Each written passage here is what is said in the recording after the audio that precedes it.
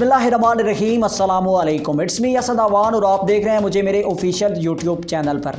नाज़रीन किराम, जो ख्वाब मुसलमानों ने देखा था वो ख्वाब पूरा हो चुका है और मुसलमान जिस ख्वाब की खातिर जी रहे थे, जिस ख्वाब की खातिर इनके अंदर जज्बे पैदार होते थे, जुनून पैदार होते थे, वो ख्वाब पूरा हो चुका है। अब यूँ समझे कि मुसलमानों की फ़तह का सूरज जो है वो तुलू हो चुका है, मुसलमानों की कामयाबी और मुसलमानों की नुसरत का सूरज जो है वो तुलू हो चुका है। जी हाँ नाज़रीन किराम, मैं बात कर रहा हूँ सल्तनत उस्मानिया की। ये वो सल्तनत है कि जिसके मुतालिक अरब व अजम के मुसलमान हों, पूरी दुनिया के मुसलमान हों, बड़े सग़ीर के मुसलमान हों, हर एक के जहन में यही चीज़ होती थी कि सल्तनत उस्मानिया उनका फ़ख्र थी, उनका नाज थी। 600 साल के करीब मुसलमान हुक्मरानों ने हुकूमत की और एक पावरफुल सल्तनत बनाई और मंगोलों के ख़िलाफ़ और ईसाइयों के ख़िलाफ़ बार बार जो है वो जहाद करते रहे, बार बार उनसे लड़ते रहे और अपनी साख जो है वो मजबूत से मजबूत तर करते गए। यूरोप के कई ममालिक की बात की जाए, बड़े सग़ीर की बात की जाए या ओवरऑल पूरी दुनिया की बात की जाए तो काफ़ी हिस्से पर पूरी दुनिया के जो है वो तुर्कों ने हुकूमत की। एक मरतबा फिर तुर्क अपनी पावर दिखाने के लिए मुकम्मल तैयार हो चुके हैं। जी हाँ नाज़रीन किराम, तुर्की अपने दोनों 100 साल के मुआहदे पूरे कर चुका है। एक मुआहदा तो पब्लिक में काफ़ी मशहूर है जिसे मुआहदा लौज़ान कहा जाता है, जबकि एक और मुआहदा भी है जिसे मुआहदा सेवरे कहा जाता है। ये एक ऐसा मुआहदा है कि जिसको अगर ज़ाहिरी तौर पर देखा जाए तो ये इम्प्लीमेंट नहीं हुआ, यानी कि अगर इसकी ज़ाहिरी तौर पर इसकी कंडीशन की बात की जाए तो इसकी कोई कंडीशन, इसके कुछ रूल्स अप्लाई नहीं किए गए बाकायदा तौर पर। लेकिन ये इतना ख़तरनाक किस्म का मुआहदा है जिसने सल्तनत उस्मानिया को तोड़ के रख दिया था और उसकी बुनियादों को जो है वो हिला के रख दिया था। नाज़रीन किराम, मुआहदा सेवरे एक ऐसा मुआहदा था कि जिसने दोबारा से तुर्की को मजबूर कर दिया, तुर्क हुक्मरानों को मजबूर कर दिया कि वो ख़ुद यूरोप के पास जाएँ और उन्हें कहें कि हमारे साथ कोई मुआहदा करें, कोई मामलात तय करें ताकि हम अपनी जो शनाख्त है उसमें रह सकें। तो ये सिर्फ़ और सिर्फ मुआहदा सेवरे की वजह से हुआ था।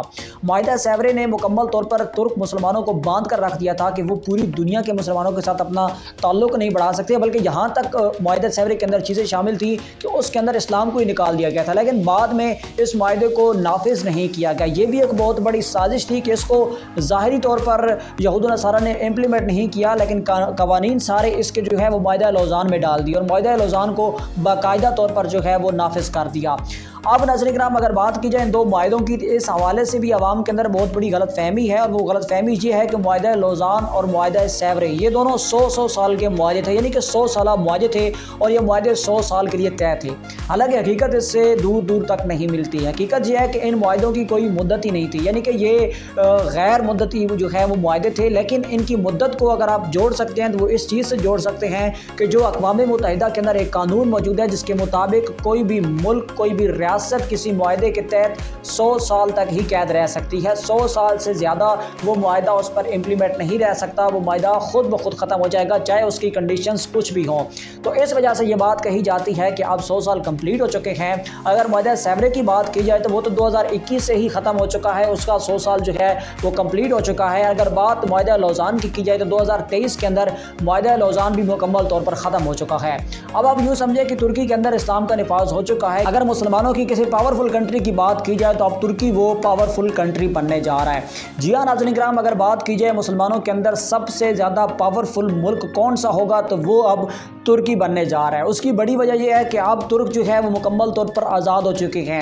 अब तुर्की अपने मुल्क से तेल खुद निकाल सकता है। पहले इसको पाबंदियाँ थी कि वो अपने मुल्क से तेल नहीं निकाल सकता, वो खुद तेल निकाल सकता है और तेल कितनी ज़रूरत वाली चीज़ है ये पूरी दुनिया जानती है। तो अगर तेल तुर्की अपना निकालेगा तो अगर वो सिर्फ मुस्लिम ममालिक को ही देना शुरू कर दे तो इससे ना सिर्फ तुर्की को फ़ायदा होगा बल्कि काफ़ी जो बाकी मुसलमान ममालिक हैं जो कि IMF के नीचे दबी हुई हैं या बहुत सी ऐसी तंजीमों के नीचे दबी हुई वो भी आज़ाद हो जाएंगे और मुकम्मल मुसलमानों की हुक्मरानी जो है वो बन सकती है। अगर दूसरी जानिब नाज़रीन किराम बात की जाए तो तुर्की का अपना जो साहिल था, जो साहिल समुंदर तुर्की का था और उसको बैनुल अक़वामी बना दिया गया था इसी मुआहदा लौज़ान के तहत, उसको भी जो है अब तुर्की अपने कब्ज़े में ले सकते हैं। अगर बात की जाए नाज़रीन किराम सल्तनत उस्मानिया की, क्या बाकायदा तुर्की जो है दोबारा से सल्तनत उस्मानिया की बुनियाद रखेगा? क्या तैयब रजब एर्दोगान दोबारा से सल्तनत उस्मानिया की तरफ आएंगे?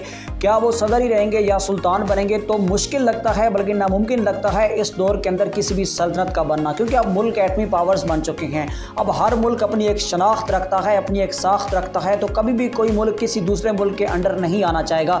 लेकिन हाँ, एक चीज़ ज़रूर है कि जैसे अक़वाम मुत्तहिदा का एक अदारा बनाया गया है जिसमें यूरोपीय ममालिक को इकट्ठा किया गया है, इसी तरीके से एक इस्लामी ब्लॉक बन सकता है जिसके अंदर तमाम मुस्लिम ममालिक जो हैं वो इकट्ठे हो सकते हैं। انڈونیشیا، ملائیشیا، پاکستان، افغانستان، ایران اور ترکی یہ ایک بڑا زبردست قسم کا ایسا بلاک بنا سکتے ہیں کہ جن کو توڑنا مشکل ہی نہیں بلکہ ناممکن ہو سکتے ہیں۔ اپنی رائے کا اظہار کمنٹ سیکشن میں لازمی کیجیے گا۔ ملیں گے نئے ویڈیو میں، تب تک کے لیے اجازت دیجیے۔ اللہ حافظ۔